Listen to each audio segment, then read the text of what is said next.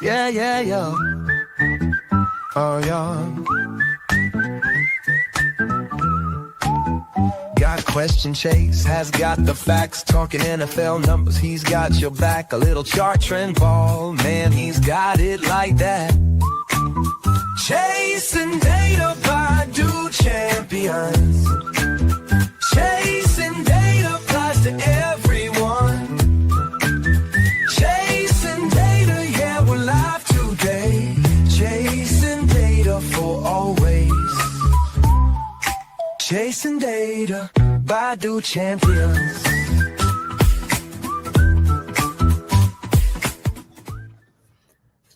Whoops.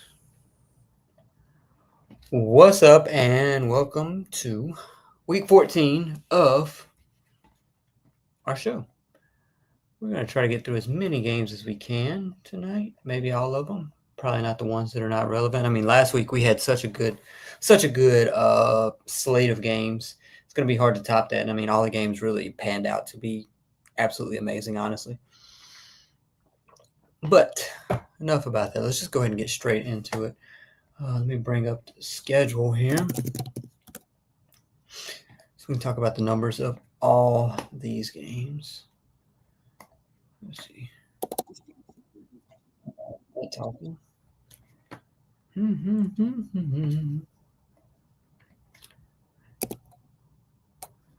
Oops, here we go. All right, so first game, Thursday, we actually have another really good game to start the week off. We have the Dallas Cowboys, who are rolling right now, going up against the Detroit Lions, who are actually somewhat reeling, I guess you would say. This is pretty much an even matchup as far as record goes. 6-5-1 for the Dallas Cowboys and 7-5 for the Detroit Lions. Kincaid or Juwan Johnson? I mean, I think they're going up against Buffalo. We know that game's. Cincinnati's defense is not going to do them before. Juwan Johnson, I don't really trust what Tyler Shuck is going to do. So we'll go Kincaid. Before this game between the Dallas Cowboys and the Detroit Lions, it's such a great game to start the week off with. I mean, as of right now, Detroit Lions at 7-5. They are 2 games back of the division, and I mean, honestly, they're a game and they're a game and a half back of the 7th seed. This is a desperately needed win for them. The Cowboys, man, they could be 7-5-1, and if the Eagles win, it'd be 8-5. I mean, the Cowboys could still win the NFC. Are people getting hype over Blake? I mean, he's a good back to spell Kyron Williams. I mean, we know Kyron Williams is such a workhorse, and he's not going to lose that role. But Blake Corum does give him some a different speed in that backfield. He has had a few burst runs, but with that said, I mean, we can look at what the Rams have done with their team. Let's see. Let's see. Let me bring up the stats to compare the two and what the numbers say. Los Angeles Rams.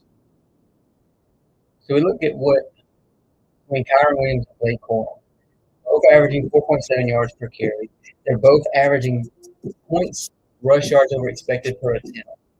I mean, they are pretty much the same right now. It's not like one is blowing the other one out of the water right now. Uh, EPA per attempt, 0.04, 0.01. Success rate is just about the same. So with that said, I mean, they are not really too much of a difference. I mean, Kyron Williams is more your pass catching threat out of the backfield. A Panthers fan as yourself, would you? I honestly wear a different shirt every week, but tonight I just have a Panther shirt on because they are the team of note right now.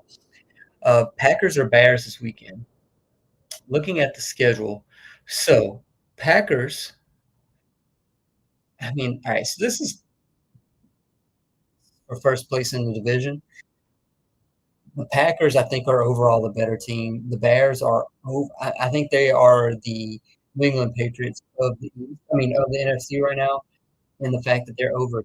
Look at the spread right now. The Packers are almost a full touchdown favorite right now. I don't think Caleb Williams is going to continue doing what he's been doing. Jordan Love is currently tied for the best EPA per dropback in the NFL. Positive 0.20 EPA per dropback. He's not turning the ball over like he has in years past. I think the Packers win this game. I think that front four, especially Micah Parsons, gets to Caleb Williams, disrupts him. At some point, he's gonna not revert back to where he was last year, but he's gonna be more like that player that he was as a rookie. Go Pack, go! Yeah, and that's where I'm leaning. I mean, I know they're touchdown favorites. I mean, but Jordan Love's just playing so well. He's averaged league highs in yards per attempt. The Chicago defense is so turnover. I won't say turnover dependent, but they lead the league in lead NFL in turnovers, and they have I think three of the top four in interceptions. It's not going to continue. Jordan Love's average league highs in yards per attempt and conversion rate, 60% conversion rate and 11.1 yards per attempt when he has a clean pocket on third down. We know the Bears cannot get pressure. So if they're not getting pressure, what's going to happen? I mean, they have a league low 25% pressure rate on third down, 7.5% less than the next lowest team. Has Caleb Williams seen a defensive line like the Packers? No. I mean, has he seen the Bears played this year? Let's get their schedule. Vikings, Lions, Cowboys, Raiders, Commanders, Saints, Ravens, Bengals, Giants, Vikings, Steelers, Eagles. No, the best one was what, the Eagles last week? And I mean, this still held their own, but the Packers is definitely the best one they've seen. And then they go back. They have three straight games against some of the top defensive lines. They have Packers, Browns, Packers. So nice, cool, nice. It's going to be a good game. This may be game of the week, even though it's a 7-point spread. Let me see. We have Eagles, Chargers on Monday Night Football. We have Chiefs, Texans, another important game. Outside of those, we have Colts, Jags, very important game for the division. Steelers, Ravens, important game for the division. And then we have this game that's pretty much a wild card game. Cowboys at Lions. One of these teams lose is going to be tough sledding going forward for them to get into the playoffs.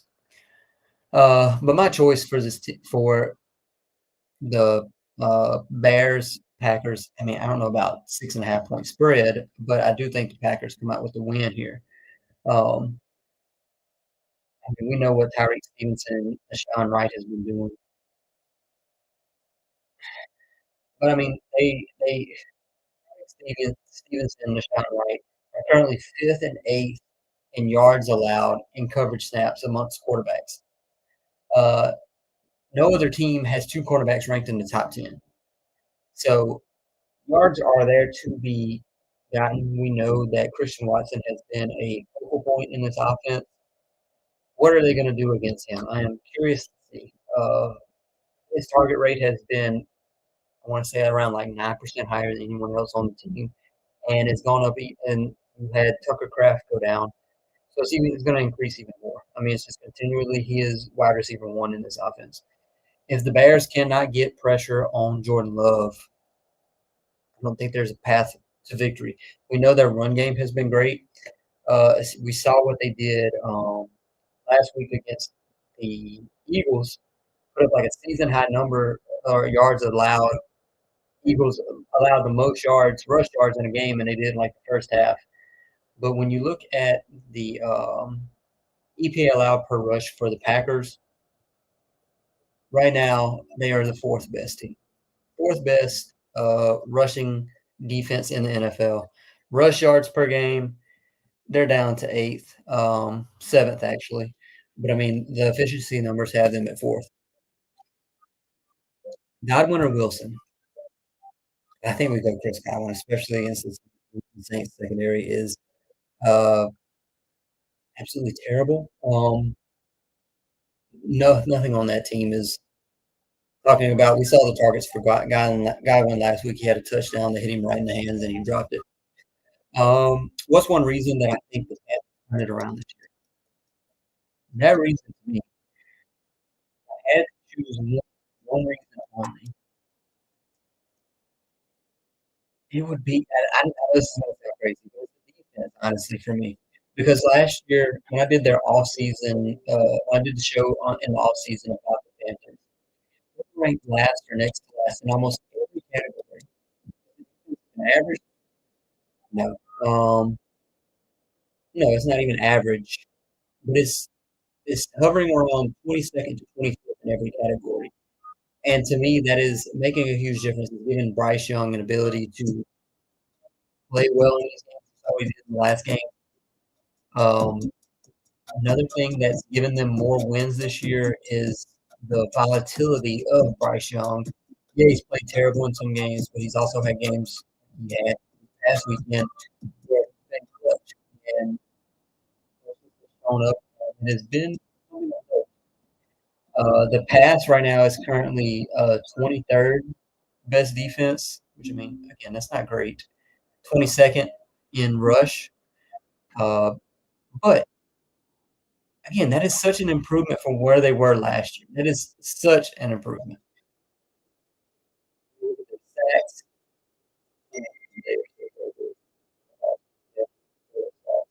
yeah, I get somebody um, but yeah, I mean the defense is what's changed. Everyone picking the Cowboys Thursday. I think it's because the Lions are reeling and the Cowboys on national television on Thanksgiving and beat the likes of the Kansas City Chiefs. Also, when you look at the defense for the Cowboys, it was much maligned through the first half of the season, and it has only gotten better as of late. Look at their efficiency numbers for the Dallas Cowboys. They were like the worst or one of the bottom three pass defenses in the NFL. Through the first half of the season, they had like three of the top 15 worst DBs in the NFL. And you look at their game by game efficiency numbers for the Dallas Cowboys. Uh, okay, so they have two of their four best games in the last 3 weeks. So against the Raiders and the Eagles, they have been they've been good. Obviously Patrick Mahomes holding him down is not going to be an easy task, but they've looked better. The offense looks great, especially with George Pickens being there. So I mean, I think I want to pick. I think it's they're 3-point dogs this week in Detroit. I mean, I think I may be picking the Cowboys for this game.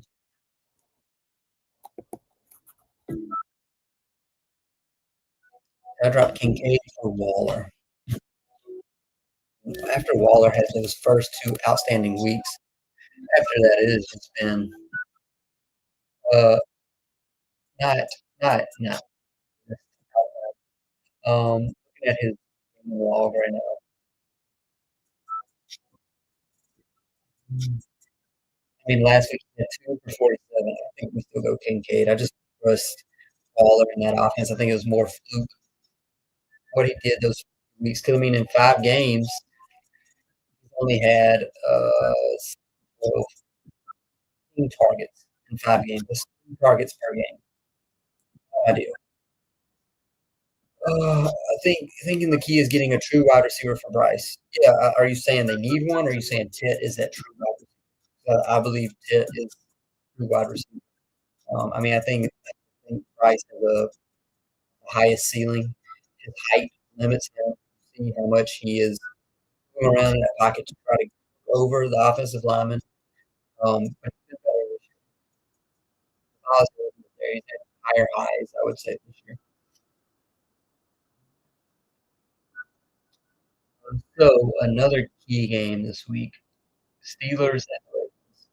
And just note that Aaron Rodgers turned 2 years old. Ravens are 6-point favorites in this game. I mean, honestly, they should be 7-5. I mean, win this game if they want to win the division. Um,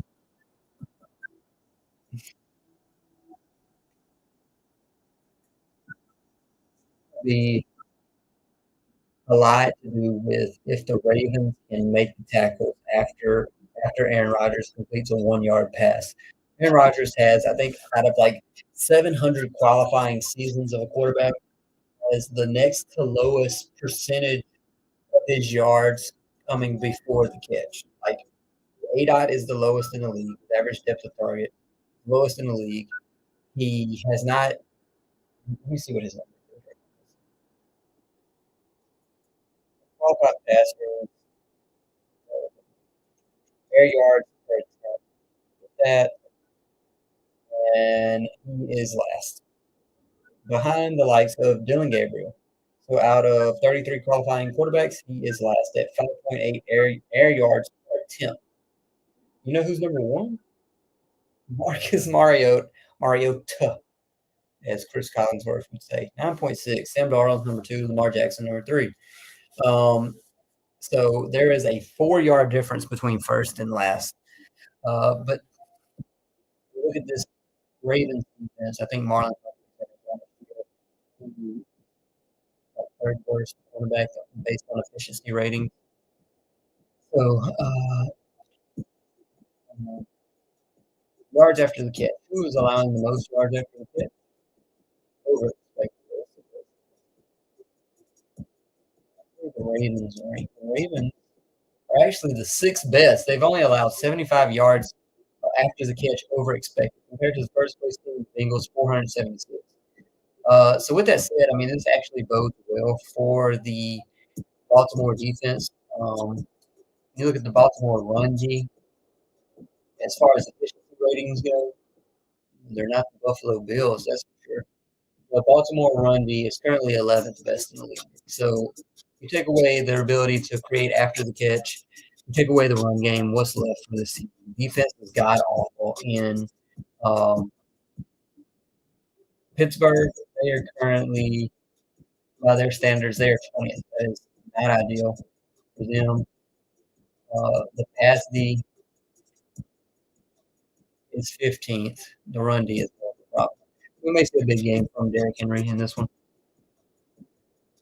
Cowboys beat the Lions. Yes, I agree. That's what I'm thinking. The next game of note, we have number one pick battle between. The Browns are 4.5 point favorites over Tennessee. I'm not talk about that much. What has Shador done? Look at the advanced numbers. Let's bring them up here.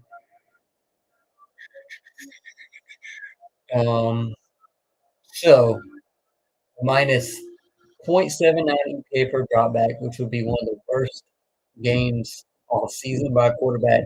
A minus zero point 0.2 and a minus 0.29. Let's see if he qualifies yet for the season passing leaders.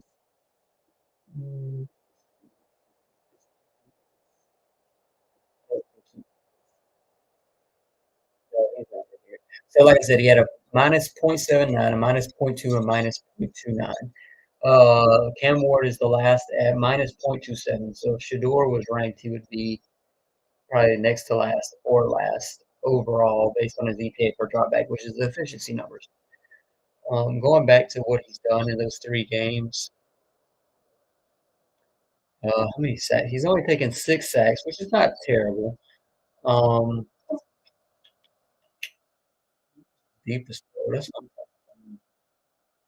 his air yards per target. It dropped back down in this last game versus the 49ers. 6.6, which is on the lower end. I mean, he did have an 8.9 and an 8. So, I mean, that's actually ideal.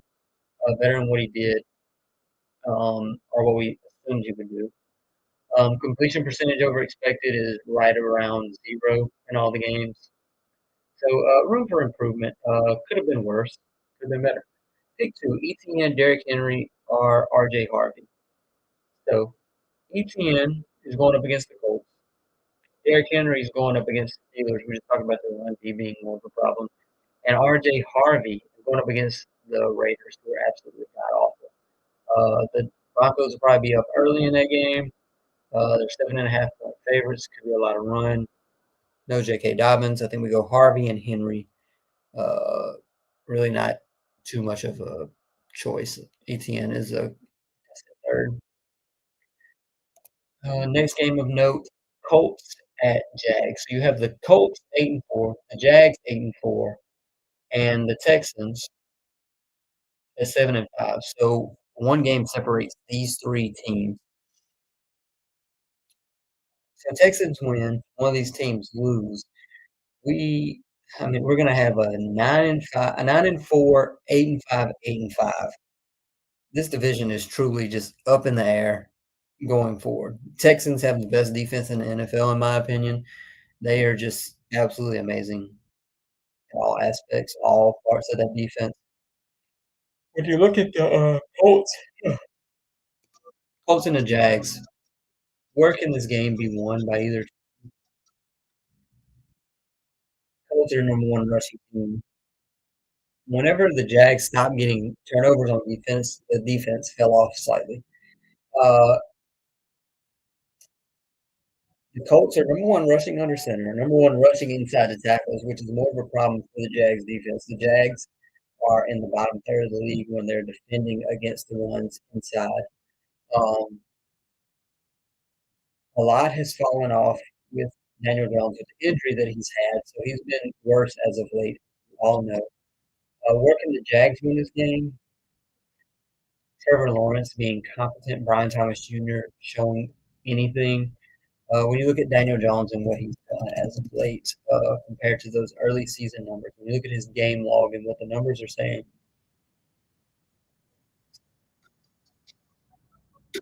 in the first weeks of the season, he had a positive EPA in every game. Lowest one being a positive .16. The last 4 games, been all 4 games.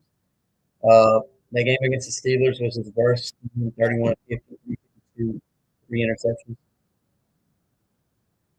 Trevor's going to lose in this game. Yeah, Trevor Lawrence. He is not the quarterback of the future.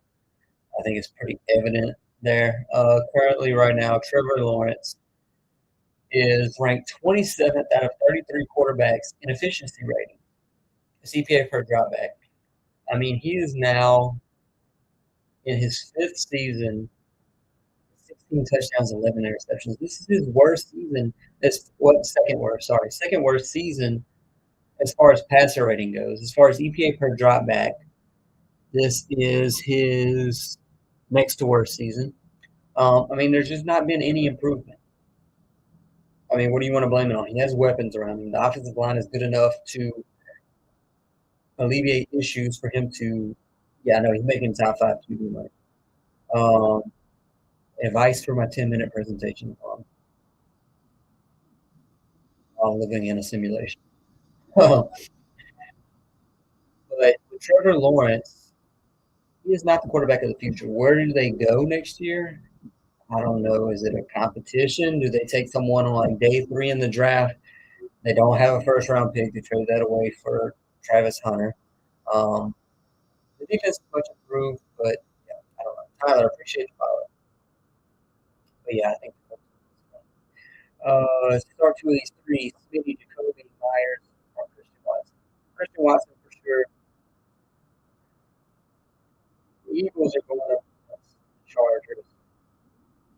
I think Jalen Hurts is more volatile and pass game. So I want to go to Jacoby Myers. He's been solid with Trevor Lawrence, even though I just talked down about Trevor Lawrence. He looks like he's been wide receiver of late, even with Brian Thomas Jr. back. Watson, Bucky, or Chase Brown at the flex.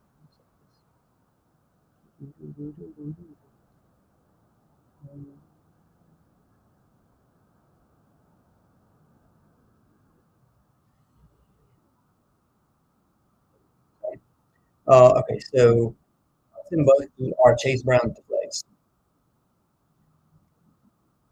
Probably Chase Brown. Buffalo has the fourth worst rush defense in the NFL. Um, Chase Brown has been great as of late. Waiver wire defensive options. Give me like the top four. I think which four do you have available? And probably give him some competition. Yeah, I think so. Appreciate the follow as well. Um, it's crazy what I would be curious to see what Mac Jones could do in this offense under Liam Cohen. Uh, he did not look great last year, but we saw what he's doing this entire season, being as good, if not better, than Brock Purdy in San Francisco. So the right season, the right system will change the outcome. But Trevor Lawrence is going to underperform, being as highly touted as he was coming out of Clemson. We appreciate the follow. Um, nice shirt. Appreciate it. Switch it up every week. Panthers are a team of note for week 14. They are come up. They still have a chance, relatively good chance in NFC South. Next game of note. So that was the Colts and the Jags. I think the Colts win that one. Next game of relevance is honestly the Bengals and the Buffalo. Buffalo has to win this. Not, but they need to right the ship. Buffalo's 6-point favorite, but if the defense plays like they did last week with the Bengals, this is going to be a game. We already talked about the Bears and the Packers. I think the Packers won that one. They're currently 6-point favorites. Um, Big game Sunday night, man. We got Thursday night football is good. Lions, Cowboys. Sunday night football is good. Texans and the Chiefs. Chiefs lose this game.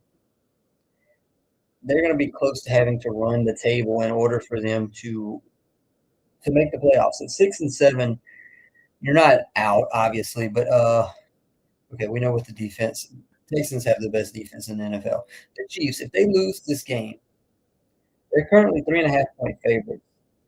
CJ Stroud's just got to play better, man. I mean, Davis Mills has been more serviceable than CJ Stroud. So Kansas City, if they go 6-7, they then have the Chargers who are playing to make the playoffs. The Titans, they'll win that one. Okay, so they have Chargers, Titans, Broncos, Raiders. I mean, going 4-0 in that. I mean, they have Texans, Chargers, Titans, Broncos, Raiders for the last 5 games. Going 4-1 and finishing 10-7 is going to be a tall task. Yes, Nero. Texas defense is special. I made during the offseason, I made an argument that they would be the top defense because they were just good. I mean, their weakness, you had to choose a weakness is the linebackers. Yeah, that Titans team is special, all right? The Texans, you had to pick a spot of weakness. It would be the linebacker position, but I mean, their linebackers are average at worst. I mean, and they're alleviated so much by what their front four does between the likes of Daniil Hunter and Will Anderson Jr., who have constantly been in the top 5 in sack numbers all season. You have Derek Stingley Jr., Jalen Petrie, uh, Kamari Lassiter. But the Texans allowing the fewest yards per game. You look at EPA per play, they're number one. When you look at EPA per pass, they're number one. When you look at EPA per rush, they are number 10, surprisingly. Number 10. That's that linebacker coming in. But, I mean, quarterback pressure rate, stagnant. surprisingly, their sack numbers are lower than what you would expect. With 6, but I mean, they're still the number 1 defense. I mean, they just smother everything. Um, Look at the Texans in their season. They gave up 14 points to the Rams, 20 to the Bucks, 0 to the Titans, and to the Ravens. They gave up 27 to the Seahawks. But I mean, they have 1, 2, 3, 4, 5, 6, 7, 8, 9 games where they've allowed fewer than 20 points, which is ridiculous. All pro stingly, yeah, obviously. So good. They're all around us. I think the Texans win this game. I do. I do think the Texans pull out the victory. I mean, I think we are um, assuming the Chiefs win just because we assume that they have to make the playoffs. And like I said, they're 6-6. They go 6-7. It's going to be tough sledding. They definitely have to win out. I think they have to go 4-1. Finish season 10-7, 9-8. Probably not going to make it in the AFC. So yeah, we'll see what happens. It's going to be a great Sunday night football game at Arrowhead. I feel like it's never been the defense. It's always the O-line and wide receivers that need help. For the Texans, yeah. Um, Score prediction for Bills and Bengals. So currently, the Bills are point favorites, 5.5. Over under 52.5, which is probably about right. The Bills defense is not really famous defense, worse. Burrow's back, obviously. I say final score. I think Burrow goes into Buffalo and loses. Josh Allen's been turning over the ball too frequently. And with that said, I think this could be like a 30, I say 30 to 27 Bengals. I think it's very high scoring. Right? They win it. 80 Mitchell, Brian Thomas Jr. 80 Mitchell, Brian Thomas Jr. is falling off the cliff.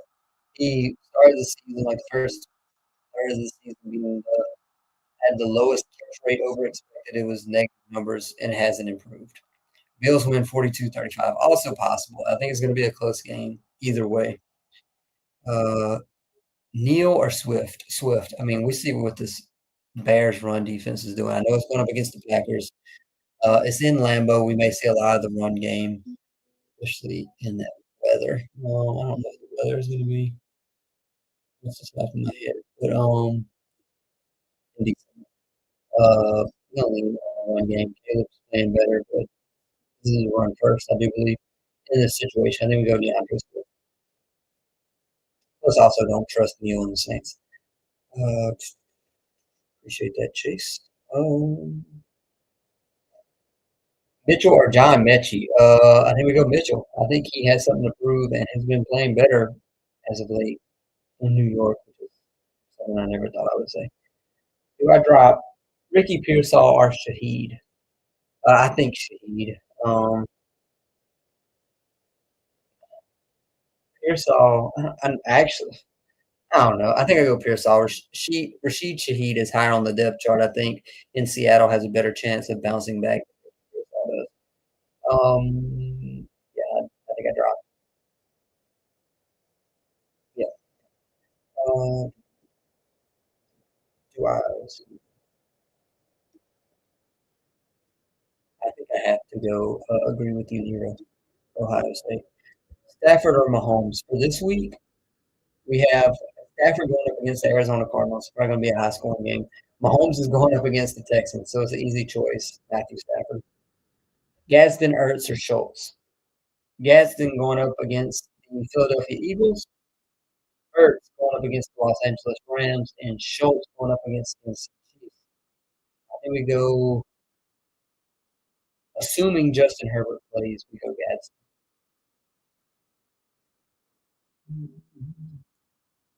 All right, I think that's it for tonight. If you have any more fantasy questions, shoot me a DM. I don't mind answering them. If you aren't following already, go ahead and hit that follow button. Really appreciate it. But I mean, I think so with these big games this week. To recap my picks, I think Dallas beats Detroit in Detroit. Ravens better win against the Steelers. The Colts beat the Jags. Uh, I think Cincy beats Buffalo. I think the Packers beat the Bears. The Texans beat the Chiefs. And the Chargers, assuming Justin Herbert plays, beats the Eagles. We'll see if that holds. If it does, we will talk more about that later. Try to be back on later this week to get more insight on these games.